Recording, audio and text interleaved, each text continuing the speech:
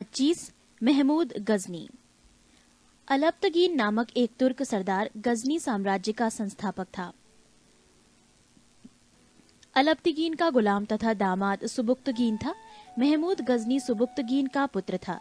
अपने पिता के काल में गजनी खुरासान का शासक था। महमूद गजनी 27 वर्ष की अवस्था में 997 ईस्वी में गद्दी पर बैठा। बगदाद का खलीफा अल आदिर बिल्लाह ने महमूद गजनी के पद को मान्यता प्रदान करते हुए उसे यमीन उद दौला तथा यमीन उल मिल्लाह की उपाधि दी। महमूद गजनी ने भारत पर 17 बार आक्रमण किया। महमूद गजनी ने भारत पर पहला आक्रमण 1001 ईस्वी में किया था। यह आक्रमण शाही राजा जयपाल के विरुद्ध था। इसमें जयपाल की पराजय हुई थी। महमूद गजनी का 1008 ईस्वी में नगरकोट के विरुद्ध हमले को मूर्तिवाद के विरुद्ध पहली महत्वपूर्ण जीत बताई जाती है। महमूद गजनी ने थानेसर के चक्र स्वामिन की कांस्य निर्मित आदमकद प्रतिमा को गजनी भेजकर रंगभूमि में रखवाया।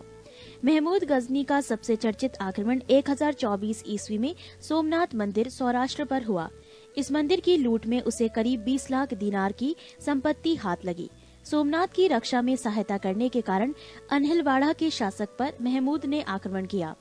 सोमनाथ मंदिर लूट कर ले जाने के क्रम में महमूद पर जाटों ने आक्रमण किया था और कुछ संपत्ति लूट ली थी। महमूद गजनी का अंतिम भारतीय आक्रमण 1027 ईस्वी में जाटों के विरुद्ध था। महमूद गजनी की मृत्यु 1030 ईस्वी में हो गई। अलबरूनी, फिरदौसी, उद्बी तथा फरूखी महमूद गजनी के दरबार में रहते थे।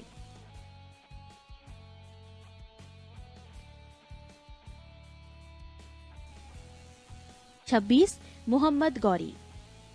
गौर महमूद गजनी के अधीन एक छोटा सा राज्य था। 1173 ईस्वी में शहाबुद्दीन मोहम्मद गौरी गौर का शासक बना। इसने भारत पर पहला आक्रमण 1175 ईस्वी में मुल्तान के विरुद्ध किया था। मोहम्मद गौरी का दूसरा आक्रमण 1178 ईस्वी में पाटन गुजरात पर हुआ। यहाँ का शासक भीम द्वितीय ने गौरी को बुरी तरह परास्त किया। मोहम्मद गौरी द्वारा लड़ा गया प्रमुख युद्ध तराइन का प्रथम युद्ध वर्ष 1191, पक्ष गौरी एवं पृथ्वीराज चौहान, परिणाम पृथ्वीराज चौहान विजयी। तराइन का द्वितीय युद्ध वर्ष 1192 ईस्वी, पक्ष गौरी एवं पृथ्वीराज चौहान, परिणाम गौरी विजयी।